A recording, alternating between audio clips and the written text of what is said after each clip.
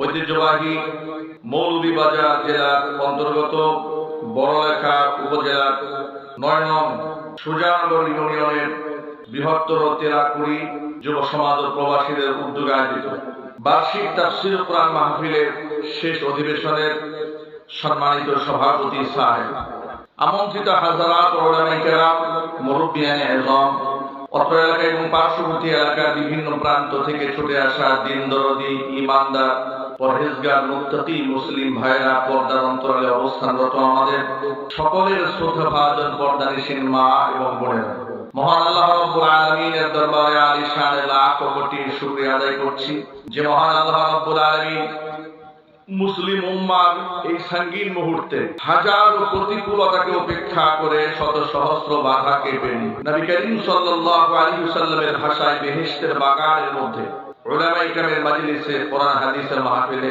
আমাদেরকে বা ওয়াক্ত বা আজমত বা মুহাব্বত শামিল হওয়ার তৌফিক দান করেছেন। এজন্য আপনারা খুশি না বেজার? কম না বেশি? উচ্ছ্বসিত কণ্ঠে খুশি মনে মন প্রাণ উজাড় করে আল্লাহ পাকের শেখানো ভাষায় শুকরিয়া আদায় করছি। জবান ছেড়ে দিয়ে সকলে একযোগে বলছি আলহামদুলিল্লাহ। রব্বানা লাকাল হামদ হামদান কাসীরা তাইয়িবান মুবারাকান ফীহি রব্বানা লাকাল হামদু কামা ইয়ানবাগি। আল্লাহ কবুল করে নিন। এই সংগঠনের কোষাধ্যক্ষ, সদস্যবৃন্দ, মুহিব্বিন, মুতাআল্লিকিন, সংশ্লিষ্ট ব্যক্তিবর্গ সকলকে আল্লাহ তাআলা মাফ করে দিন। অত্র এলাকার সমস্ত মুর্দেগানের কবরে আযাব আল্লাহ তাআলা কিয়ামত পর্যন্ত বন্ধ করে দিন। কাল হাসরের কঠিন ময়দানে এই আয়োজন আল্লাহ তাআলা আমাদের সকলের নাজাতের জরিয়া হিসেবে কবুল করুন। আমিন। প্রিয় ভাইরা, কোরআন কারীমের তাফসীরের মাহফিল হচ্ছে মানুষের হেদায়েতের একটি বিরাট বড় জরিয়া, হেদায়েত পাওয়ার একটি মাধ্যম মাত্র। হেদায়েত দেওয়ার মালিক পৃথিবীর কোন আলেম কিংবা পৃথিবীর কোন পীর বুজুর্গ নন। হেদায়েত দেওয়ার মালিক কে? হিদায়াত দেওয়ার মালিক আল্লাহ সুবহানাহু ওয়া তাআলা। কোরআন কারীম যে সমাজে নাযিল হয়েছিল, সমাজ ছিল অন্ধকারে নিমজ্জিত। কোরআন দিয়ে নবী করিম সাল্লাল্লাহু আলাইহি ওয়াসাল্লাম পৃথিবীর একটি শ্রেষ্ঠ জাতি পরিণত করতে, রূপান্তরিত করতে সক্ষম হয়েছিলেন আল্লাহ পাকের কোরআন দিয়ে। বর্তমান সমাজে যেমন অন্যায় আছে, অনাচার আছে, দুরাচার আছে, ১৫০০ বছর আগে কোরআন নাযিল হওয়ার প্রাক্কালে সমাজের হিংসা, জিঘাংসা, অন্যায়, জিনা, ব্যভিচার, লুণ্ঠন, চুরি, ডাকাতি, সব ধরনের সামাজিক অন্যায় ছিল। মদ, জুয়া এগুলোও ছিল। মদের সাথে মানুষের সংশ্লিষ্টতা ছিল খুব গভীর, যার দরুন কোরআনে কারীমের ভাগ করেই এক ধাপে কোরআনে কারীমে মদকে আল্লাহ পাক হারাম করেন। মদের সাথে মানুষের স্বভাবটা ছিল একেবারে মজ্জাগত সংশ্লিষ্টতা হয়ে গিয়েছিল। এমন একটি নিকৃষ্ট সমাজ ব্যবস্থায় অভ্যস্ত জাতিকে কোরআন দিয়ে এই পৃথিবীর শ্রেষ্ঠ জাতিতে পরিণত করে দিয়েছিলেন নবীনা মুহাম্মদ রাসূলুল্লাহ সাল্লাল্লাহু আলাইহি ওয়াসাল্লাম। যার দরুন আল্লাহর হাবিব বলেছেন, খায়রুল কুরুনি কারনি সুম্মাল্লাযীনা ইয়ালুনাহুম সুম্মাল্লাযীনা ইয়ালুনাহুম। পৃথিবীর সর্বশ্রেষ্ঠ যুগ হচ্ছে আমি মুহাম্মদ সাল্লাল্লাহু আলাইহি ওয়াসাল্লামের যুগ। আল্লাহ নবী এমন একটা যুগ উপহার দিয়েছিলেন বিশ্ববাসীকে, এমন কিছু মানুষ তৈরি করতে সক্ষম হয়েছিলেন যাদেরকে কোনো গোয়েন্দা পুলিশ দিয়ে অন্যায় থেকে বিরত থাকার জন্য পাহারা দেওয়ার প্রয়োজন হতো না। সুবহানাল্লাহ বলতে ইচ্ছে করলো না? ভাবা যায়, নিজেই নিজের পাহারাদার হয়ে গিয়েছিল প্রতিটি মানুষ। শয়তানের ওয়াসওয়াসায় পড়ে কেউ যদি কোনো গুনাহ করে ফেলে, শতপ্রণোদিত হয়ে স্বীকারোক্তি নিয়ে মৃত্যুদণ্ডে হুদুদ পর্যন্ত নিজের উপর হাসি মুখে মেনে নিয়েছে, জাহান্নামের আগুনে পড়তে চান না। আল্লাহু আকবার। মানুষের হক নষ্ট করবে দূরের কথা, জিনা ব্যভিচার করবে দূরের কথা, ধর্ষণ তো অনেক পরের কথা। শয়তানের ওয়াসওয়াসায় পড়ে আনসারী একজন সাহাবী মুহাজির সাহাবীর স্ত্রীর হাত শুধুমাত্র স্পর্শ করেছিলেন। এতটুকু অন্যায়ের অনুতপ্ত তিনি এমন ভাবে হয়েছিলেন যে পাহাড়ের চূড়ায় গিয়ে দীর্ঘদিন কেঁদেছে, সাহাবায়ে কেরামের দাঁড়ে দাঁড়িয়ে গিয়েছেন, সর্বশেষ মসজিদে নববীর সামনে নিজেকে খুঁটির সাথে রশি দিয়া নিজেই বেঁধে ফেলে দিয়েছে। আল্লাহু আকবার। যার শানে আল্লাহ সুবহানাহু ওয়া তাআলা কোরআন শরীফে আয়াত নাযিল করে তার মুক্তির ফয়সালা করে দিয়েছেন। আল্লাহু আকবার। তাহলে গোটা বিশ্ববাসীকে যে কোরআন নামক নিয়ামত দিয়ে একটি আলোকিত মানুষ, আলোকিত সমাজ উপহার দিয়েছিলেন আল্লাহ সুবহানাহু ওয়া তাআলা এই কোরআন দিয়ে, সেই কোরআন শুনলে কিংবা সেই কোরআন মানলে মানুষ উচ্ছৃঙ্খল হবে, সামাজিক বিশৃঙ্খলা তৈরি হবে, কিংবা এর মধ্যে কোনো উস্কানি থাকতে পারে এমন কোনো কথা কোনো মুসলমান বিশ্বাস করতে পারে না। এটা যদি বলতে হবে ঠিক না? এই কথাটা এই জন্য বলেছি, অনেক সময় দেখা যায় কোরআনের মাহফিল দিলে কিছু মানুষ শঙ্কিত হয়ে যায়, ভয় পেয়ে যায়, না জানি এখানে কি হয়ে যাবে। কথা বলেন না ঠিক কিনা?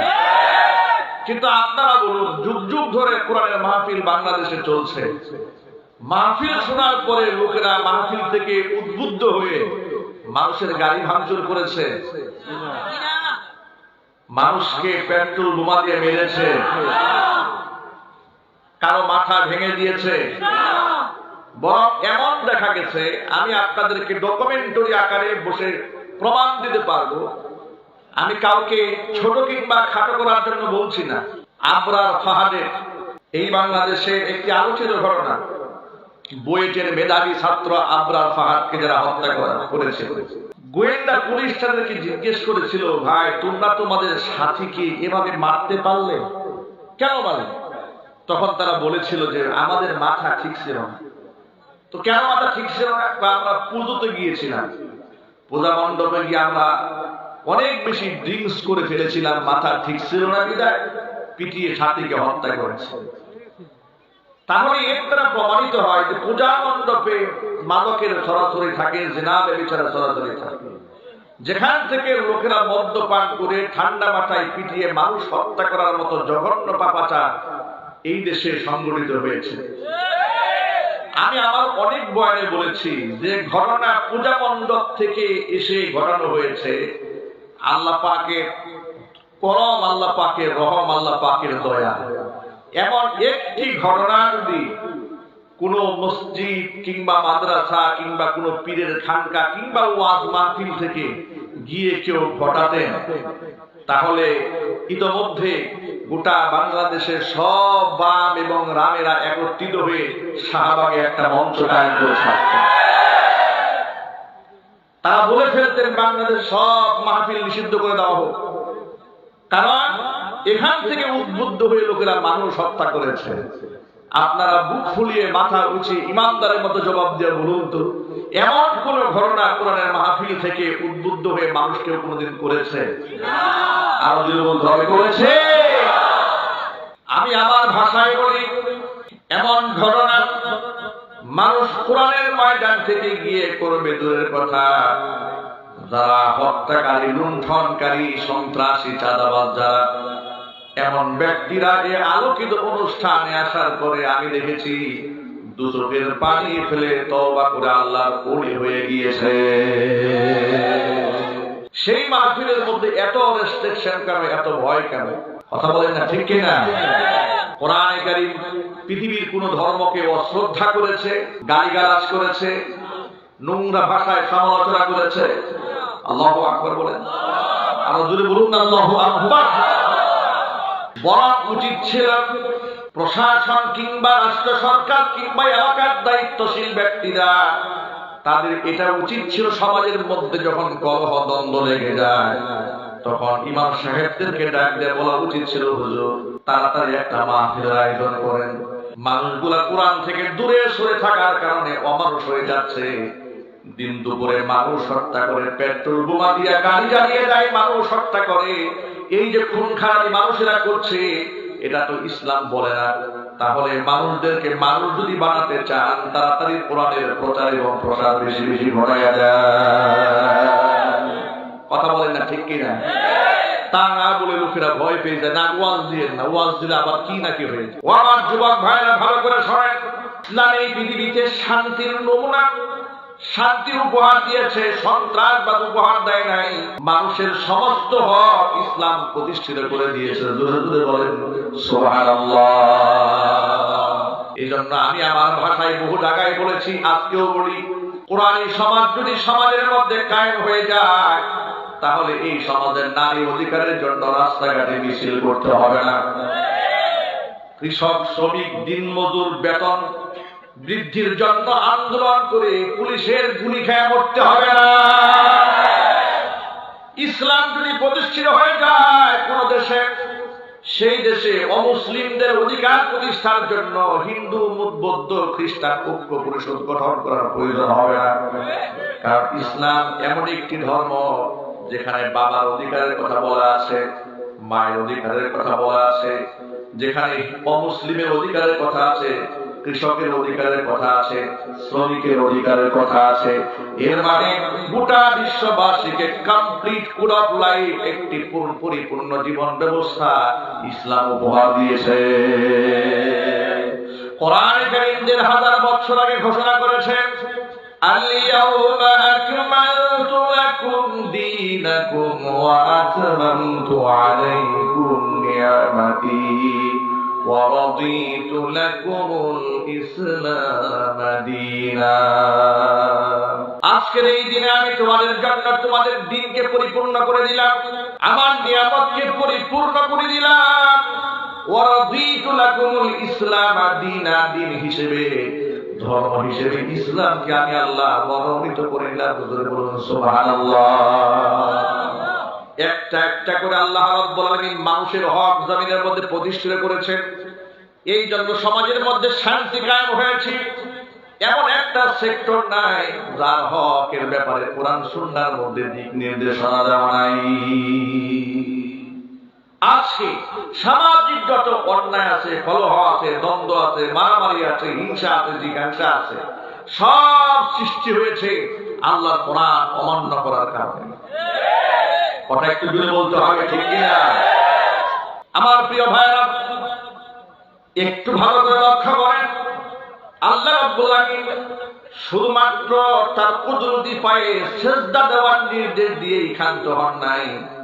আল্লাহ পাক নিজের হকের সাথে সাথে বান্দার হকের গুরুত্ব যথেষ্ট প্রদান করেছেন। আজকে আমার খুতবার মধ্যে আপনাদের সামনে 30 পারা কোরআন থেকে হাজার হাজার আয়াতের ভেতর থেকে সূরাতুন নিসার 36 নম্বর আয়াতে কারিমা আপনাদের সামনে তেলাওয়াত করেছি। আল্লাহ রাব্বুল আলামিন আয়াতের মধ্যে বলছেন, ওয়া'বুদুল্লাহা ওয়া লা তুশরিকু বিহি শাইআ। আমি আল্লাহর ইবাদত করো, আমার সাথে কাউকে তোমরা শরীক স্থাপন করো না। আপনারা এক বাক্যে বলুন, আল্লাহর সাথে কেউ শরীক আছে? আল্লাহর কোন ছেলে আছে, মেয়ে আছে, স্ত্রী সন্তান আছে? আল্লাহকে সাহায্য করার জন্য কোনো কিছুর প্রয়োজন আছে? আল্লাহর সমকক্ষ কেউ আছে? আল্লাহর সাথে কাউকে শরীক স্থাপন করা যাবে না। ইমানদার বান্দা তো সেই বান্দা যে বান্দা মনে প্রাণে বিশ্বাস করে এই পৃথিবীর সকল ভালো মন্দের ফয়সালা একমাত্র আল্লাহর পক্ষ থেকে আসে। যদিও দুঃখজনক ভাবে সত্য কথা, আমরা এই বাংলাদেশে 90 থেকে 95% মুসলমানের বাংলাদেশে, এদেশের প্রথম সারির কিছু রাজনীতিবিদদের মুখ থেকে এমন কথা আমরা বলতে শুনি, মুসলমানের সন্তান হওয়ার পরে পূজা মণ্ডপে গিয়া বলে যে আপনারা বেশি বেশি মা দুর্গার বন্দনা করুন যাতে করে বিশ্বে শান্তি প্রতিষ্ঠিত হয়। বলে নাই? কথা বলেন, বলে নাই? মনে রাখবেন এই কথাটা ভালো করে। গোটা দেহের মধ্যে মাথার ভূমিকা যেমন, গোটা সমাজের মধ্যে নেতার ভূমিকা ঠিক তেমন। মাথা যদি ভালো হয়ে যায়, দেহটা ভালো হয়ে যায়, সমাজের নেতা যদি পচে যায়, গোটা সমাজ এমনি পচে দুর্গন্ধ ছড়িয়ে যায়। এই জন্য নবী করিম সাল্লাল্লাহু আলাইহি ওয়াসাল্লাম 1000 বছর আগে ঘোষণা করেছেন, কিয়ামতের অন্যতম একটা আলামত হচ্ছে এই সমাজের মূর্খরা সমাজের নেতা হয়ে যাবে। ওই সমস্ত মূর্খ মানুষগুলা বাস্তব চিত্র আজকে সমাজের মধ্যে দেখা যায়। মুসলমানের ঘরে জন্ম হওয়ার পরে বলে কিন্তু মা দুর্গা তার বেশি বেশি বন্দনা করেন যাতে করে বিশ্বের মধ্যে শান্তি প্রতিষ্ঠিত হয়। জোরে জোরে বলেন নাউজুবিল্লাহ। এই ভণ্ড নেতার ঈমান আছে? আরো জোরে বলতে হয় ঈমান আছে। সুতরাং নেতা নির্বাচন করতেও সাবধান। ও যুবক ভাইরা, কার পেছনে দৌড়াচ্ছেন সাবধান হয়ে যান।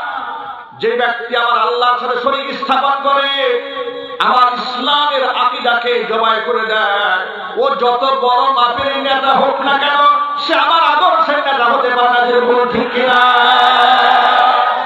কারণ সাহাবায়ে কেরাম শাহাদাত বরণ করেছেন, তারা অগ্নিসাগর পাড়ি দিয়েছেন, তারা টুকরা টুকরা হয়েছেন, তারপর শরীক করে নেয় আল্লাহর সাথে। কথা বলেন ঠিক কিনা? আল্লাহ রাব্বুল আলামিন বলে দিয়েছেন, ওয়া'বুদুল্লাহ, আমি আল্লাহর ইবাদত করো, আমি আল্লাহর সাথে কাউকে শরীক স্থাপন করো না। নবী করিম সাল্লাল্লাহু আলাইহি ওয়াসাল্লাম হাদিস শরীফের মধ্যে বলেন, আলা উনাব্বিউকুম বিআকবারিল কাবাইর, আমি কি তোমাদেরকে নিকৃষ্টতম কবিরা গুনার কথা বলে দেব না?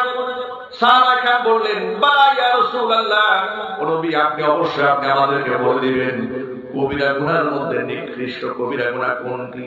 নবী করিম সাল্লাল্লাহু আলাইহি ওয়াসাল্লাম বললেন, আকবারুল কাবাইরি সালাসা, তিনটা গুনাহ হচ্ছে কবিরা গুনার মধ্যে নিকৃষ্টতম গুনাহ।